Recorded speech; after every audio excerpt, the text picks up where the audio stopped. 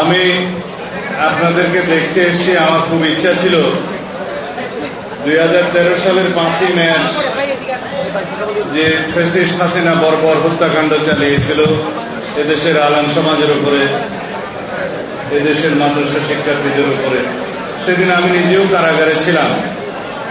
কিন্তু আমার দেখার সুযোগ হয়েছিল, টেলিভিশনের পর্দায় অনেক কিছু দেখেছি এবং পিজি হসপিটালের প্রিজন সেলে ছিলাম বলে আমার মনে হয়, তখন আমার ঠিক স্মরণে নাই। ইতিহাসে এর চেয়ে বর্বরতম হত্যাকাণ্ড কখনো এই পৃথিবী প্রত্যক্ষ করেনি এবং সেই বর্বর হত্যাকাণ্ডের পরে এত বড় মিথ্যাচারও কেউ প্রত্যক্ষ করেনি। যাই হোক, জালেমের জুলুমের পরিসমাপ্তি হয়েছে। সেই দীর্ঘ আন্দোলন সংগ্রামে এদেশের আলেম সমাজ যেমন নিজের রক্ত দিয়েছে, জীবন দিয়েছে, আন্দোলন সংগ্রামের চূড়ান্ত পর্যায়ে আপনাদের অংশগ্রহণ এই বিজয় অর্জন করতে সহায়তা করেছে। আমরা এর সাক্ষী। এই দেশ ফ্যাসিস্ট মুক্ত হয়েছে, কিন্তু ফ্যাসিবাদী কালচার, ফ্যাসিবাদী প্রচারণা, ফ্যাসিবাদী দূষরদের বাংলাদেশে অস্থিরতা সৃষ্টির পায়তারা বন্ধ হয়নি। আমরা যদি সবাই ঐক্যবদ্ধ থাকি এবং ফ্যাসিবাদ বিরোধী যে জাতীয় ঐক্য গঠিত হয়েছে, এটাকে আমরা সবাই ঊর্ধ্বে তুলে ধরে আমাদের জীবনে এই ফ্যাসিবাদ বিরোধী ঐক্যকে যদি এই জাতীয় জীবনে শক্তিতে রূপান্তরিত করে এই জাতিকে এগিয়ে যেতে চাই, তাহলে ইনশাআল্লাহ আমরা কামিয়াব হব। আমরা এই দেশে শতকরা 90-92% মুসলমান। এই দেশের মুসলমানরাই সবচেয়ে নির্যাতিত ছিল ফ্যাসিস্ট হাসিনার সময়ে। এদেশের আলেম সমাজরাই সবচেয়ে নির্যাতিত ছিল ফ্যাসিস্ট হাসিনার সময়ে। সুতরাং আমাদেরকে লক্ষ্য রাখতে হবে, ইসলামের শিক্ষা অনুযায়ী বাংলাদেশে আমরা সবাই হিন্দু, বৌদ্ধ, খ্রিস্টান, মুসলমান সবার মধ্যে একটা একতা, সবাই যেন আমরা সিটিজেন হিসেবে এই দেশে বসবাস করতে পারি। আমাদের মধ্যে যেন সাম্প্রদায়িক সম্প্রীতির কোন সময়ের কোনো বিঘ্ন না ঘটে, কোন শক্তি যেন আমাদের মধ্যে সাম্প্রদায়িক বীজ বপন না করে দিতে পারে। এদেশে যারা মুসলিম, যারা সংখ্যালঘু হিসেবে পরিচিত, তাদেরকে যেন আমরা সংখ্যালঘু না বলি, আমরা সাংবিধানিকভাবে সকল নাগরিককে যেন নাগরিকই বলি, সবাই যেন সাংবিধানিকভাবে সিটিজেন হিসেবে এই দেশে বসবাস করতে পারি, সেই রকম একটি আবহাওয়া পরিবেশ আমাদেরকে নিশ্চিত করতে হবে। আপনাদের নেতৃত্বে সেটা নিশ্চিত করতে হবে। এটাই হচ্ছে ইসলামের শিক্ষা, রাসূলুল্লাহ সাল্লাল্লাহু আলাইহি ওয়াসাল্লামের শিক্ষা।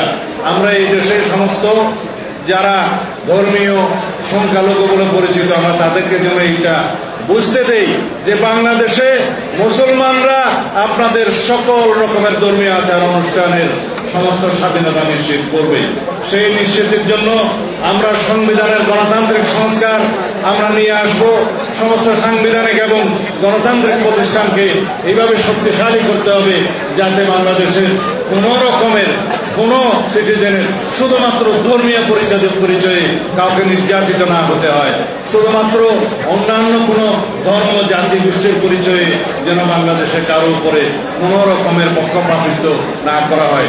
সবাই আমরা সমান আইনের দৃষ্টিতে, এবং আমাদেরকে এটাই নিশ্চিত করতে হবে আগামী দিনের বাংলাদেশে যেই শহীদরা জুলাই গণ অভ্যুত্থানে শহীদ হয়েছেন, যারা জীবন দিয়েছেন, যে সমস্ত বন্ধুরা পঙ্গুত্ব বরণ করেছেন, দুই চোখের অন্ধত্ব বরণ করেছেন, তাদেরকে তাদের যে প্রত্যাশা, তাদের যে আকাঙ্ক্ষা, সেই আকাঙ্ক্ষাকে আমরা অবশ্যই মর্যাদা দিতে হবে আগামী দিনের বাংলাদেশে।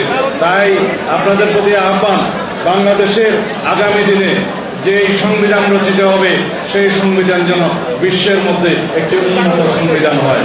যে সমস্ত বন্ধুরা বলছেন যে যারা গণপরিষদের মাধ্যমে নতুন সংবিধান চান, আমি তাদের উদ্দেশ্যে বলতে চাই, আপনারা সংস্কার কমিশনে ব্যাপক সংস্কার প্রস্তাব দিয়েছিলেন। আপনাদের একজন প্রতিনিধি সেই সংস্কার কমিশনে সদস্য হিসেবে দায়িত্ব পালন করেছে। সুতরাং আমরা অন্যান্য রাজনৈতিক দলগুলো আমরাও ব্যাপক সংস্কার প্রস্তাব আমরা সেই কমিশনগুলোতে দিয়েছি। আসুন সবাই মিলে একটি শক্তিশালী একটি জাতীয় সংসদ বিনির্মাণ করি, যেখানে সকল সংস্কার প্রস্তাবগুলো আলাপ আলোচনার মধ্য দিয়ে জাতীয় ঐক্যমতের ভিত্তিতে গৃহীত হবে, এবং সেই সংবিধানকে আপনারা নতুন সংবিধান হিসেবে অভিহিত করুন, আমাদের কোনো আপত্তি নাই। এবং এই বাংলাদেশকে আপনারা যদি মনে করতে পারেন আপনাদের মতো একটি রিপাবলিকের নামকরণ করবেন, সেটা আপনাদের রাজনৈতিক আকাঙ্ক্ষা থেকে, দলীয় আকাঙ্ক্ষা থেকে আপনারা সেটা নামকরণ করতে পারেন। কিন্তু যেই নামেই ডাকুন না কেন সেই বাংলাদেশে আমাদেরকে সবাই সমৃদ্ধির সাথে বসবাস করতে হবে।